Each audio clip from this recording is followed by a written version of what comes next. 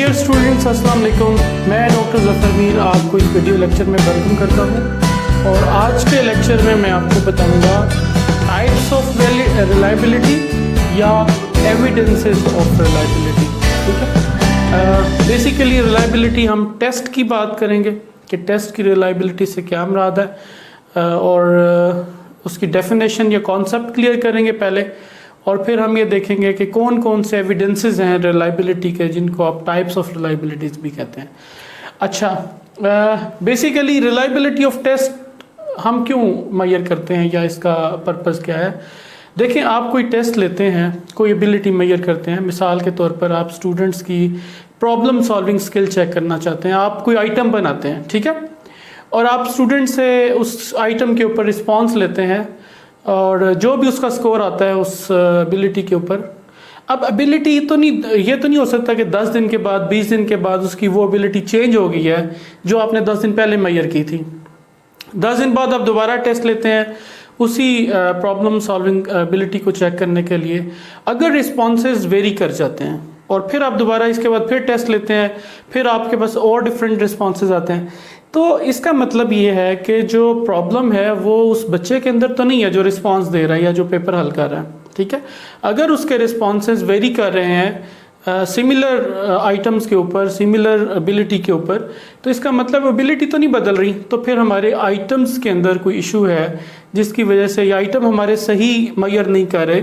ठीक है, रिलायबिलिटी का एविडेंस हमें सही नहीं मिल रहा, तो हमें आइटम्स बदलने की ज़रूरत है या टेस्ट को बेहतर करने की ज़रूरत है। उस वक्त हमारा टेस्ट काबिल एतमाद टेस्ट नहीं होगा, रिलायबल टेस्ट नहीं होगा। ठीक है, क्योंकि एबिलिटी तो चेंज नहीं हो रही, और अगर वैल्यूज़ डिफरेंट आ रही हैं, स्कोर्स डिफरेंट आ रहे हैं, तो इसका मतलब है कि हमने टेस्ट के आइटम्स को इम्प्रूव करना है, वो रिलायबल नहीं है, काबिल एतमाद नहीं है।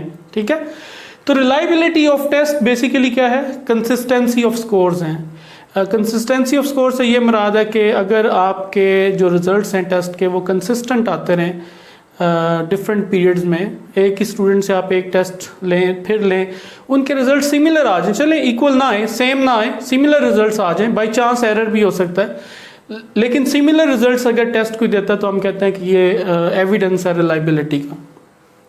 ठीक है, इसी तरह स्टेबिलिटी है जो वो भी आपके कंसिस्टेंट रिलायबिलिटी में एक रोल प्ले करती है कि अगर कोई टेस्ट कंसिस्टेंटली रिजल्ट दे रहा है और स्टेबल भी है, क्या ओवर द टाइम पीरियड उन रिजल्ट्स में वेरिएशन तो नहीं आ रही। ठीक है, स्टेबल रहते हैं, तो फिर हम कहते हैं कि जो टेस्ट हैं वो रिलायबल हैं, काबिल एतमाद हैं, उनको आप इस्तेमाल कर सकते हैं। ठीक है, अच्छा, अब वैलिडिटी और रिलायबिलिटी दो कॉन्सेप्ट्स हैं जो बड़े आपस में कनेक्टेड हैं और इनका आपस में एक ताल्लुक है। वैलिडिटी से क्या मुराद है, इसके ऊपर मैं एक अलग लेक्चर भी दूंगा कि जिस पर्पस के लिए आपने टेस्ट बनाया है वो पर्पस किस हद तक वो टेस्ट फुलफिल कर रहा है, तो हम कहते हैं कि ये वैलिडिटी है। ठीक है, to what extent a test measures what it's supposed to measure. ठीक है, और रिलायबिलिटी आ गई कंसिस्टेंसी ऑफ स्कोर्स। तो इन दोनों में क्या रिलेशनशिप है ये देखें। ये आपके सामने एक टारगेट बना हुआ है और ये शॉट्स लगाए गए हैं। ठीक है, ये टारगेट है बेसिकली जहाँ पे शॉट्स लगाने थे। अब जब शॉट्स लगे सारे के सारे अगर एक ही पॉइंट पे लगे तो ये जो शॉट्स लगे हैं ये वैलिड भी हैं और रिलायबल भी हैं। रिलायबल इसलिए हैं क्योंकि कंसिस्टेंट शॉट्स लगे हैं। ठीक है, और वैलिड इसलिए हैं कि इसी टारगेट के लिए ये बनाया गया था, इधर हिट करने थे तो सारे इधर हिट हुए हैं। अच्छा, यानी इसका मतलब ये हुआ कि अगर कोई टेस्ट वैलिड है, जिस पर्पस के लिए बनाया गया है, अगर वो पर्पस फुलफिल कर रहा है तो रिजल्ट्स जो हैं वो वैलिड भी होंगे और रिलायबल भी होंगे। इसका मतलब ये है कि जो हम आइटम बनाते हैं ना स्टूडेंट्स के लिए, वो आइटम बेसिकली उनकी एबिलिटी मेजर तो कर रही होती है, लेकिन वो रिलायबिलिटी ये नहीं कहती कि एबिलिटी का उससे कोई ताल्लुक नहीं है। रिलायबिलिटी ये कहती है कि जो स्टूडेंट्स उसको समझ रहे हैं, अंडरस्टैंड कर रहे हैं उस आइटम को, वो सेम अंडरस्टैंडिंग रहनी चाहिए। ये नहीं कि एक वक्त में उसने एक आइटम को एक और तरह अंडरस्टैंड किया, नेक्स्ट टाइम जब आपने टेस्ट दिया तो उसी आइटम को उसने किसी और तरह अंडरस्टैंड किया और रिजल्ट वेरी कर गए। ठीक है, तो रिलायबिलिटी जो है वो बेसिकली कंसिस्टेंसी ऑफ स्कोर्स के साथ रिलेटेड है। वो इस बात के साथ रिलेटेड है कि स्टूडेंट्स हर दफ़ा जब उस आइटम को पढ़ें तो वो रिलायबल आइटम तभी होगी ना जब वो हर दफ़ा सेम मीनिंग उससे अखज़ करेंगे, ठीक है, और रिजल्ट्स फिर कंसिस्टेंट हो जाएंगे। अगर वो हर दफ़ा डिफरेंट मीनिंग्स अखज़ करेंगे तो फिर इसका मतलब है कि टेस्ट काबिल एतबार नहीं है, वो आइटम्स काबिल एतबार नहीं है। अच्छा, सेकंड देखें, अब ये सेकंड टारगेट है, रिलायबल शॉर्ट्स लगाए गए हैं, कंसिस्टेंट हैं, एक जगह पे लगे हैं, रिलायबल हैं, लेकिन वैलिड नहीं है। इसका मतलब है कि अगर कोई टेस्ट वैलिड नहीं है तो रिलायबल हो सकता है, स्कोर्स जाहिर है वो रिलायबल हो सकते हैं, सारे स्कोर्स जो हैं वो सारे गलत टिक करते चले जाएं, ठीक है। तो अगर कोई टेस्ट वैलिड नहीं है तो वो रिलायबल हो सकता है, एक जैसे स्कोर्स आ सकते हैं। फिर अब ये आप एक शॉर्ट्स देख रहे हैं, डिफरेंट शॉर्ट्स लगे हैं, ना तो ये रिलायबल है क्योंकि कंसिस्टेंसी ऑफ स्कोर्स नहीं है, ना ही वैलिड है क्योंकि टारगेट पे नहीं लगा है, ठीक है। तो वैलिडिटी अगर है तो टेस्ट की रिलायबिलिटी इंश्योर की जा सकती है, ठीक है, और वैलिड नहीं है तो रिलायबल फिर भी हो सकता है, और अगर कोई रिलायबल टेस्ट वैलिड भी नहीं है तो वो रिलायबल भी नहीं है। ये तीनों पॉसिबिलिटीज़ हो सकती हैं। अब हम बात करते हैं इनकी एविडेंसेस की, जो रिलायबिलिटी के एविडेंसेस हैं, ठीक है। कौन कौन से एविडेंसेस हैं रिलायबिलिटी के जी? सबसे पहले हम बात करते हैं टेस्ट रीटेस्ट की। टेस्ट रीटेस्ट, ठीक है, इसका क्या मतलब है? यानी एक टेस्ट बनाना है, वन मैयर से मुराद मेरी टेस्ट है ना, एक टेस्ट आप बनाएंगे, ठीक है, और इसको आप 2 डिफरेंट टाइम्स में लेंगे, ठीक है। एडमिनिस्टर करना है आपने टाइम्स में, ठीक है। फर्ज कर लें T1 और T2, यानी पहले एक टेस्ट लिया आपने, ठीक है, फिर कोई टाइम दरमियान में गुजरा, मे बी 2 माह, 3 माह, 4 माह, 10 दिन, 20 दिन, दोबारा टेस्ट लिया, ठीक है। सेम टेस्ट आपने 2 दफ़ा लिया लेकिन डिफरेंट टाइम्स में लिया, लेकिन पार्टिसिपेंट्स सेम पार्टिसिपेंट्स हैं, जो ग्रुप है जिनसे आपने 2 दफ़ा टेस्ट लिया ये सेम है, ठीक है। सेम पार्टिसिपेंट से सेम टेस्ट 2 डिफरेंट टाइम्स में लिया और फिर जो इनके रिजल्ट्स आए इनके ऊपर कोरिलेशन का टेस्ट लगाया, ठीक है, आर कोरिलेशन का, पियर्सन प्रोडक्ट मूवमेंट कोरिलेशन का टेस्ट लगा दिया। जो इनके स्कोर्स आए उनके ऊपर आर का टेस्ट लगाया। अगर ये आर की वैल्यू पॉजिटिव आती है, स्ट्रांग आती है, इसका मतलब है कि ये जो टेस्ट जो है वो स्टेबल है, ठीक है। ये मेजर ऑफ स्टेबिलिटी भी मेजर करके देता है। टेस्ट रीटेस्ट क्या मेजर करके देता है? मेजर ऑफ स्टेबिलिटी, कि टेस्ट कितना स्टेबल है, ठीक है, ओवर द टाइम पीरियड गुजरा है, सेम पार्टिसिपेंट्स हैं, सेम टेस्ट है, और जब 2 का स्कोर आया हमने कोरिलेशन की आर की वैल्यू निकाली। अगर ये वैल्यू ज़्यादा आती है इसका मतलब है कि ये जो टेस्ट है वो स्टेबल है ओवर द टाइम पीरियड, ठीक है। अच्छा, दूसरा देखें, सेकंड है parallel half, parallel form test. अब पैरेलल फॉर्म क्या है? ये मेजर ऑफ इक्वलिटी, ये इक्विवेलेंसी, मेजर ऑफ इक्विवेलेंसी, ये इक्विवेलेंस मेजर करता है, ठीक है।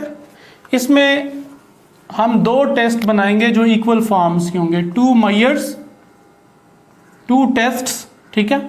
2 डिफरेंट टाइम्स में 2 डिफरेंट टेस्ट लेने हैं, ठीक है। फर्ज कर ले एक T1 टेस्ट है और एक T2 टेस्ट है, पार्टिसिपेंट सेम है, ठीक है। सेम पार्टिसिपेंट से 2 मुख्तलिफ टेस्ट, 2 मेजर्स, लेकिन सिमिलर टाइप्स की। सिमिलर से ये मुराद है ना कि अगर आप एक सवाल बनाते हैं y is equal to x plus 6 और आप दूसरा सवाल बना लेते हैं y is equal to 3x plus 4, ठीक है। अब कहते हैं कि ये इसको सॉल्व करें, या फर्ज कर लें मैं y की जगह पे कोई और वैल्यू लिख देता हूँ 7 और यहाँ पे लिख देता हूँ 5। मैं कहता हूँ x की वैल्यू निकालें। अब ये सिमिलर सॉर्ट ऑफ क्वेश्चंस हैं लेकिन हैं डिफरेंट क्वेश्चन। तो आपने 2 टेस्ट बनाने हैं जो सिमिलर कंस्ट्रक्ट को मेजर कर रहे हो, सिमिलर स्किल्स को मेजर कर रहे हो, ठीक है। 2 डिफरेंट टाइम्स में लेने हैं, टाइम इंटरवल है दरमियान में, सेम पार्टिसिपेंट्स होंगे। जो इनके रिजल्ट्स आएंगे इनके ऊपर अगेन हम कोरिलेशन का टेस्ट लगाएंगे और हमें पता चलेगा कि अगर ये वैल्यू पॉजिटिव हाई स्ट्रॉन्ग आती है रिलेशनशिप की तो हम कहेंगे कि ये जो दो डिफरेंट फॉर्म्स के टेस्ट हैं, इनमें इक्वलेंस पाई जाती है, ये इक्वल हैं, ठीक है। और अगर आर की वैल्यू लो आती है तो हम कहेंगे कि ये दो डिफरेंट टेम्प्स डिफरेंट मेजर कर रहे हैं, इक्वलेंस इनमें नहीं है, ठीक है। अच्छा, फिर इसके बाद जो बहुत ज़्यादा आप लोग इस्तेमाल करते हैं वो है इंटरनल कंसिस्टेंसी। इंटरनल कंसिस्टेंसी, ठीक है। अब इंटरनल कंसिस्टेंसी से ये मुराद होती है कि रिलेशनशिप या correlation between one item with the whole test items, ठीक है। एक आइटम की तमाम टेस्ट के आइटम्स के साथ जो कोरिलेशन है वो हमें इंटरनल कंसिस्टेंसी मेजर करके देता है। ये बेसिकली इसका ये है ना कि अगर आपके पास ये कंस्ट्रक्ट है ना, कोई भी फर्ज कर लेते हैं कंस्ट्रक्ट 1 है, और इसको मेजर करने के लिए आपने एक आइटम बनाया, आइटम 1, आइटम 2, ठीक है, आइटम 3।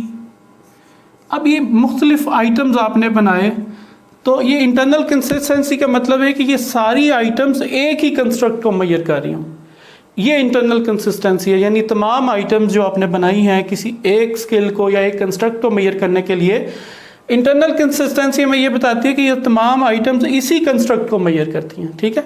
और इसके लिए आप क्या करते हैं, आप क्राउनबैक अल्फा, ठीक है, यानी इंटरनल कंसिस्टेंसी मेजर करने के लिए आप एक ही दफ़ा टेस्ट लेते हैं, जो टेस्ट का रिजल्ट आता है उसके ऊपर आप क्राउनबैक अल्फा जो है ना वो अप्लाई करते हैं, ठीक है। या आप KR कुडर रिचर्डसन KR20 या 21 दोनों टेस्ट अप्लाई करते हैं और हमें वो बताता है कि ये जो आइटम्स हैं जो एक इस कंस्ट्रक्ट के साथ कितनी कंसिस्टेंट हैं, ठीक है। समझ आ रही है बात की। अल्फ़ा हम उस वक्त लगाएंगे जब हमारे पास अल्फ़ा उस वक्त मालूम करेंगे जब आपके पास डाइकोटोमस हो या आपके पास 5 पॉइंट लिकर्ट स्केल हो, ठीक है, 5 पॉइंट लिकर्ट स्केल। अब लिकर्ट टाइप जो स्केल्स है ना, अगर आपके पास डाइकोटोमस हैं या आपके पास 5 point Likert type scales items हैं तो फिर आप क्राउनबैक अल्फा निकालेंगे। लेकिन KR20 के लिए ये ज़रूरी है कि KR20 सिर्फ डाइकोटोमस के लिए लगेगा, ठीक है। यानी दो वैल्यूज़ के लिए ऐसे आइटम जिनमें रिस्पॉन्सेस दो हैं, जैसे येस नो ट्रू फॉल्स, ठीक है। अगर तो डाइकोटोमस डेटा है, आपके आइटम्स के जो रिस्पॉन्सेस हैं वो डाइकोटोमस हैं, तो फिर KR20 अप्रोप्रिएट है। और अगर 5 point Likert scale type items हैं, ठीक है, तो उस सूरत में आप अल्फ़ा लगा सकते हैं। डाइकोटोमस के लिए भी अल्फ़ा लग सकता है, लेकिन अप्रोप्रिएट जो है ना 5 पॉइंट लिकर्ट स्केल के लिए ऐसे आइटम जो जिनकी जो वैल्यूज़ हैं, रेटिंग है वो 5 पॉइंट है, ये ज़्यादा है, 4 है, 5 है, 2 से बढ़ जाए तो फिर हम क्राउनबैक अल्फा निकालते हैं। ये बताता है कि जो आइटम्स हैं वो कंस्ट्रक्ट के साथ कितनी इंटरनली कंसिस्टेंट हैं, उनका रिलेशनशिप कितना ज़्यादा है। जितना ज़्यादा रिलेशनशिप आएगा हर आइटम का पूरी टेस्ट के आइटम्स के साथ, उतना ही जो स्केल है या वो जो टेस्ट है वो इंटरनली कंसिस्टेंट होगा। यूजुअली हम जब सर्वे करते हैं तो उसके लिए हम ये वाला इस्तेमाल करते हैं। जब अचीवमेंट टेस्ट बनाते हैं तो उस वक्त यूजुअली हम अल्फ़ा नहीं कैलकुलेट करते, फिर हम टेस्ट रीटेस्ट या पैरेलल फॉर्म जो है ना वो इस्तेमाल करते हैं। लेकिन जो सर्वे क्वेश्चंस होते हैं, ओपिनियन परसेप्शंस जो हम मेजर करते हैं, उनके लिए हम अल्फ़ा को या KR20 को ज़्यादा इस्तेमाल करते हैं। अच्छा, नेक्स्ट इसके बाद है इंटर-रेटर रिलायबिलिटी।